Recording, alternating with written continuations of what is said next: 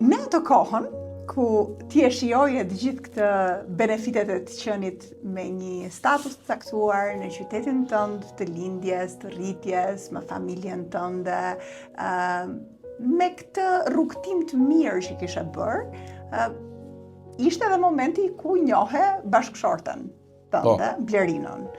Blerina ishte studente, apo jo? Dhe ti ishe pedagogu.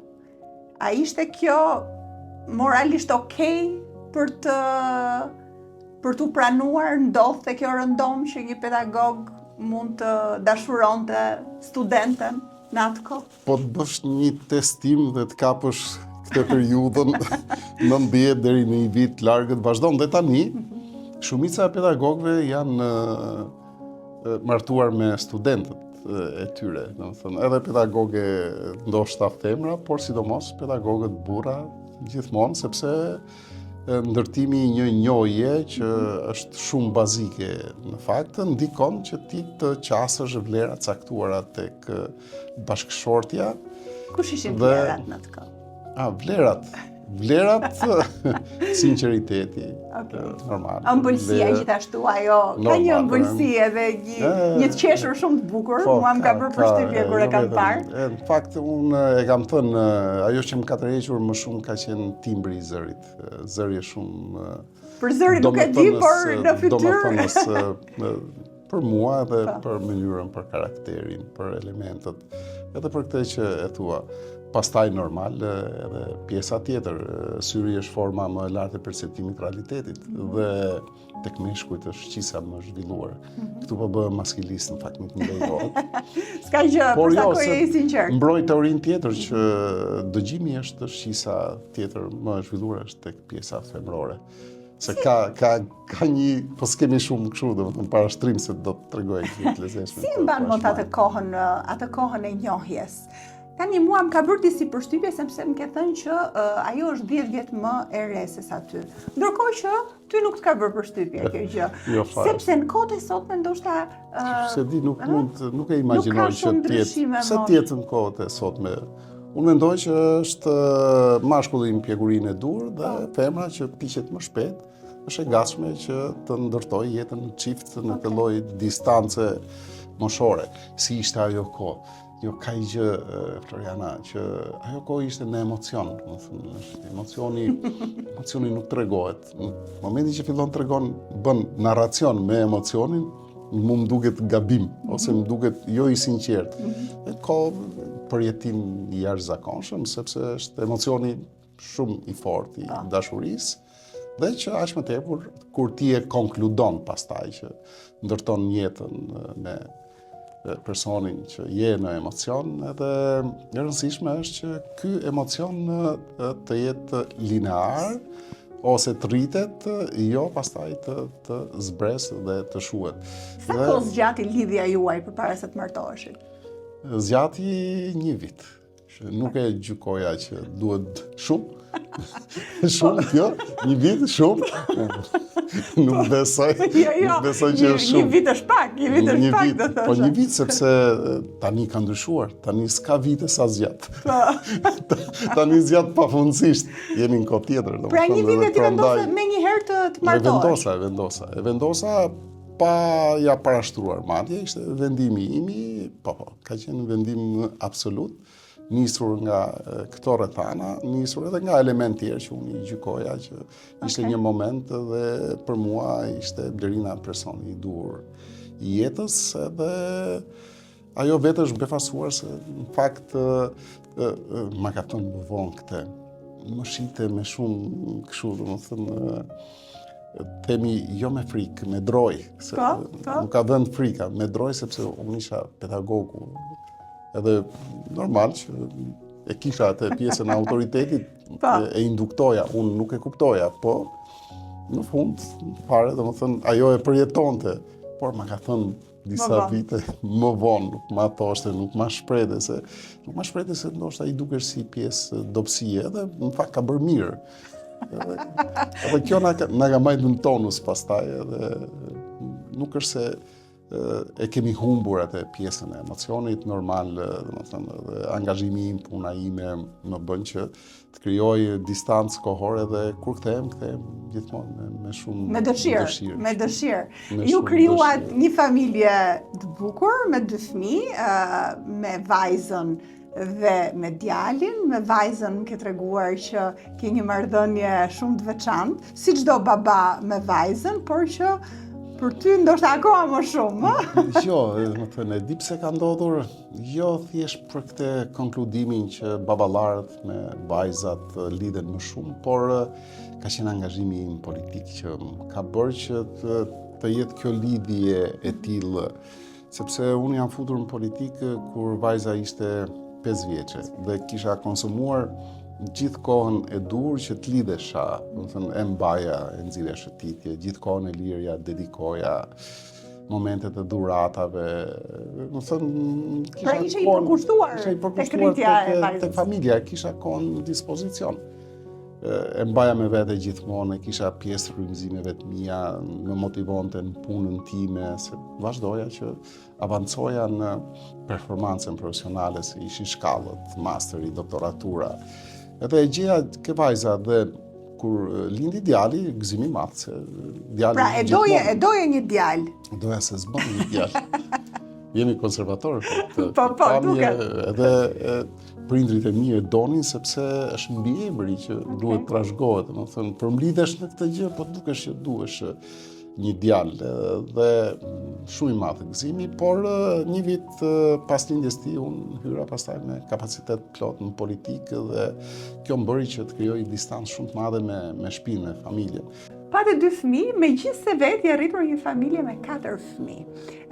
Pra në një familje të madhe, ju vendosët të ndaloni tek 2 fëmijët. Ndalua tek 2 fëmijët sepse për shkak të futjes në politikë, apo ishte zgjedhje tjetër kjo? Tashi, Floriana, ti po më merr rrëfim sinqert. Sinqert. Sinqert. Jo, nuk kemi dashur që qëndrojmë tek 2 fëmijët, por për gjithë ato çifte që kanë një vajzë që është shumë e dedikuar pas prindërve, është shumë e vështirë pastaj që të kenë një vajzë tjetër. Apo sepse vajzat rriten shumë shpejt edhe nuk i duket e përshtatshme që të ketë një motër të vogël vetë, ndoshta. Jo, po nuk duket, jo gjithmonë, por më shumë pengesë nuk ka qenë kjo. Pjesa e diferencës fëmijëve, se unë kisha me 5 vite fëmijët, domethënë ishte një diferencë shumë optimale, edhe një diferencë tjetër ishte brenda gjithë pranueshmërisë kohore, por ka qenë intensiteti i punës, nervozizmi, sepse vërtet unë jam i parimit që fëmijët duhet dalin nga një situatë shumë e qetë e jetesës prindërore, sepse është ajo pjesa e asaj që vjen. Është mënyra si ti vendos bazamentin e një ndërtese që je brenda i mishëruar ti dhe bashkëshortja. Ndoshta ky hezitim ka bërë që po e keni menduar më vonë dhe vitet. Jeni bërë disiplinë? E themi dhe sot. E themi dhe sot, edhe kur takoj miq që kanë, domethënë, djalë apo vajzë, themon sa mirë. Megjithatë, vajzat gjithmonë të lumturojnë edhe ta kompensojnë edhe këtë, edhe është mbesa që e kompenson, kështu që. Po, dhe në fakt ti e bërë gjysh dhe ne do flasim për këtë, po ajo që desha gjithashtu që të prekja pak, është fakti që ti ke zgjedhur që të arrisësh familjen tënde, në familjen, në shtëpinë ku je rritur vete dhe bashkë me prindrit e tu. Po. Tani, është kjo e zakonshme në Elbasan? A ishte e zakonshme për kohën tënde? Sepse për një brez më të ri, për shembull brezi im, nuk e koncepton më që të vazhdojnë të qëndrojnë me prindrit, sidomos në Tiranë, zgjedhin televizin me vete. Tani ti po flisje për të qenit konservator, po a ishte kjo gjithashtu pjesë e kulturës së qytetit? Po, është pjesë e kulturës së Elbasanit dhe e qyteteve tjera. Është kulturë shqiptare kjo, në përgjithësi. Po që ka filluar të ndryshoj. Ka filluar edhe kulturë brezash, këtë që ju e parashtruat. Brezi im është brezi ndërmjetëm, ku të dyja pamjet qëndrojnë, të dyja zgjidhjet janë pranueshme, që edhe mund të ikësh, por edhe mund të qëndrosh. Unë kam preferuar të ndjek traditën, djali më i vogël mban prindrit. Kështu është ligji i pashkruar. Dhe unë e kam bërë këtë me kënaqësi më të madhe, patjetër në bashkëpunim dhe me mirëkuptimin e bashkëshortës. Si ka qenë kjo bashkëtesë? Ka pas sfida? Po, çdo bashkëtesë ka sfidat e veta, dhe me fëmijët ka sfida. Ti je hipokrit thuash që sfidat janë kapërcyer në mënyrë suksesshme, falë dhe personalitetit dhe karakterit bashkëshortës, që ju e përcaktuat tillë, po është vërtet e tillë. Jo thjesht nga pamja, në radh parë nga sjellja, ajo buzëqeshja reflektuese nuk ka qenë e dhënë vetëm për mua, ka qenë e dhënë edhe për prindrit e mi, por edhe për motrat dhe vllajin tim, për atë familjen edhe akoma më të madhe, edhe nuk është shuar asnjëherë, edhe vazhdon të jetë e tillë edhe tani. Vajza është martuar së fundmi, apo jo? Në 2 vitet e fundit, a? Po. Është martuar. Është martuar në 2023. Okej, 2023. Edhe ajo jeton me familjen e bashkëshortit, apo janë më vete? Jo, janë në një ndërtesë, por në shtëpi me hyrje të ndryshme. Në një ndërtesë. Se doja dia vazhdon tradita. Darda bie në dardë. Okej. Por ndërkohë, ti pret që djali ta vazhdoj dhe të qëndroj me ju kur të martohet. Pres. I pranoj çfarë do lloj zgjidhje. I pranoj me mendje. Dua që të qëndroj. E bukur kjo, e bukur. Sepse është koha, du t'i jap lirin, nuk dua ta pengoj. Është sfidë.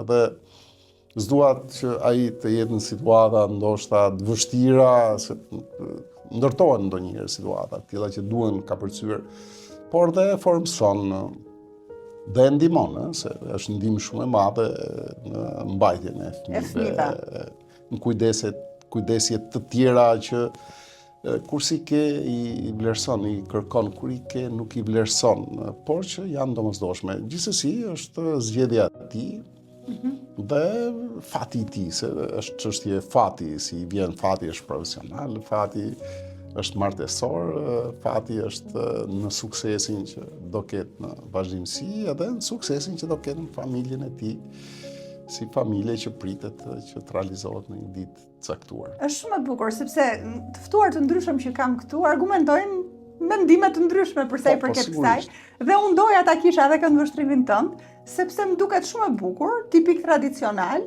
tradita vazhdon dhe më pëlqen kjo. Ti e bërë dhe gjysh, dhe nuk e di sa kohë kalon me mbesën tënde, dhe ai përkushtohesh apo jo, sa të lejon koha e politikës, po familja është një vlerë që na karakterizon në të djathtë, dhe gjithsesi. Është shtrenjtë e bukur.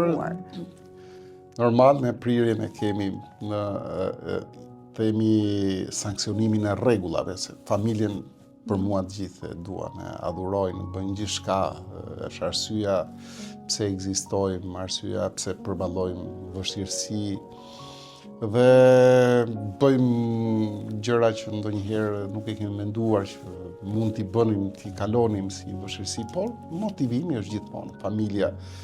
Vajza, djali, prindrit, pastaj mbesa është, e kam thënë tjerët, s'dua të përsëris ata. Po, unë thjesht e vërtetoj që po ashtu është, sa kohë kaloj, pak fare. Domethënë, por mundohem të jem frekuent, domethënë të mos mungojnë, ajo është e vogël tani, mos mungojnë pamjen e saj, domethënë që të krijoj imazhin dhe figurën time. Mundohem në një ditë që mund të kemi të lirë për gjatë angazhimit tonë, që mund të jetë diela, po ishte të konsumoj minuta më shumë. Në ditët e tjera mundohem më thënë shumë shpejt të shkoj ta shoh, ta takoj, ta put. Për fatin tim e kam afër vajzën. Kam shumë afër nga shtëpia ime dhe kjo më krijon komoditetin që të ndaloj 2 minuta pastaj. Po me vajzën tënde, kalon kohë? Pini një kafe bashkë? Keni një kohë kështu, vetëm ju të dy? Para se të vinte mbesa në jetë, e kishim këtë kohë, telefonoheshim dhe pinim kafe dhe bisedonim për shumë gjëra. Dhe në fakt është shumë gjykuse kështu, ka karakterin dhe natyrën time, më ngjan shumë dhe për gjitha lëvizjet dhe veprimet e mia politike unë pres në heshtje aprovimin e saj. Kur e marr, bashortja më jep aprovimin në gjitha rastet, domethënë nuk ka atë syrin kritik të fortë, se si duket, domethënë e pengon ajo marrëdhënia jonë e ngushtë. Ndërsa vajza edhe duke qenë edhe më larg, duke qenë në natyrë kështu meditative, shumë ka një gjykim të fortë dhe unë nuk e stimuloj, pres, domethënë, edhe normal gjërat që më thotë që nuk jam bërë mirë, unë mundohem që t'i korrigjoj. E kam si tip mentore politike. Për çdo gjë, nëse më thotë ajo ishte mirë, unë jam rregull, jam i qetë. Në momentin që fillon më imtoson në një detaj, mundohem që herës tjetër ta përmirësoj. Patjetër që mbështetjen më të madhe ma ka dhënë bashortja, tifozja ime më e madhe pastaj ka qenë mamaja. Mbetet mamaja ime, po tani është moshë, nuk më ndjek dot. Pra i rrethuar nga 3 breza që ty t'japin dashuri, mbështetje politike të madhe, përkushtim. Po dhe je me shumë fat, Luciano. Me shumë fat ndjem, jo, vërtet, ndjem me shumë fat. Po flisje pak për pritshmëritë që ka vajza ndaj teje, po pritshmëritë që ke patur ti ndaj saj. Dhe këshillat që i ke dhënë si baba, çfarë ke dashur që vajza të arrijë dhe ai ka përmbushur këtë pritshmëri, ajo? E kam lënë të lirë që të zgjedhë prirjen e vet edhe dëshirën e vet. Vajza ka qenë shumë e shkëlqyer në mësime dhe ka pas rezultate të jashtëzakonshme. Edhe vendosi të studioj për biologji molekulare, sepse ishte shumë e prirur pas shkencave eksakte, pas kimisë dhe biologjisë. Këtu nuk e di domethënë sa përputhesh me mua, matematikën po se po, e kishte, sepse unë kimi nuk e kam pas qef. Po bëri atë që nuk arritë ti të bëje, për sa i përket lëndëve shkencore. Po, kaloi në një stad tjetër edhe ka studiuar në Göttingen të Gjermanisë dhe tani vazhdon masterin ekzekutiv në Londër. Po jeton po, është ekzekutiv, mund ta ndjekësh, sepse për shkak të martesës, të rrethanave të tjera që ishin pjesë e fatit saj të lumtur. Por, një rast tjetër interesant ky, sepse dhe vajza ka zgjedhur gjithashtu të martohet e re.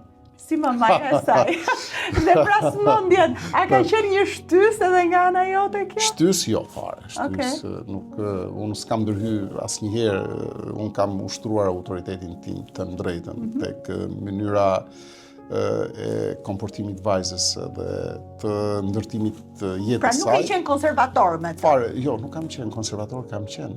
Ke qenë konservator? Po, kam qenë, po jo konservator banal, domethënë duke i dhënë këshilla fare, nuk ka pas rast që ta korrigjoj. Kjo është e vërteta. Asnjë rast nuk kam pas që ti them që duhet bësh këtë. Domethënë lidhja që kishim, ajo çdo gjë, domethënë gjykonte pranueshmërinë time, nëse nuk e gjente nuk ishte mirë. Ndryshonte më një herë, sjellje unë nuk kisha mundësi që t'ia thoja sepse e kishte kuptuar, e kishte marrë sinjalin. Normal, marrëdhënie me të ngushta i kishte me komplotiste në shtëpisë. Është grua. Po. Ajo kishte ditën. Ti preferoje që të bëje jashtë. Ndoshta merrte mendimin tim dhe dinte dhe transmetonte në forma tjera, sikurse vajza, domethënë më lexonte shumë mirë. Domethënë prandaj edhe marrëdhënien e kam shumë ngushtë me vajzën për shkak të këtij kuptimi në distancë që merremi vesh. Normal që sjelljen konservatore ja kam imponuar dhe e ka respektuar, po ishte e brendshme, nuk e kam bërë me ndërgjegje, me plan që unë do bëj këtë. Është vetë formimi, sjellja ime, pastaj jam i gabuar apo jam i drejt, kam filluar ta mendoj me djalin më shumë këtë se sa që duhet të jem më tolerant, duhet të jem me këtë pamjen distante ndonjëherë, se e kam ruajtur. Fakt ma ka imponuar edhe babai këtë pamje, sepse ka qenë shumë i dashur, por nuk ta shprehte. Edhe ndoshta unë mora cilësitë e tiparet e tij, megjithëse gjithmonë korrigjoja ti mat, po si duket që ka diçka kështu genetike e brendshme. Ndodh edhe me gratë kjo që transmetohet, bëhen si mama. është shumë e çuditshme kjo dhe e kam transmetuar këtë pjesë dhe thash nuk është konservatorizëm artificial. Është mënyra organizimit të jetës. Tradita familjare e marrë e të dyve dhe imja dhe e familjes së bashortes dhe konverguar pastaj në mënyrën se si ne edukuam fëmijët.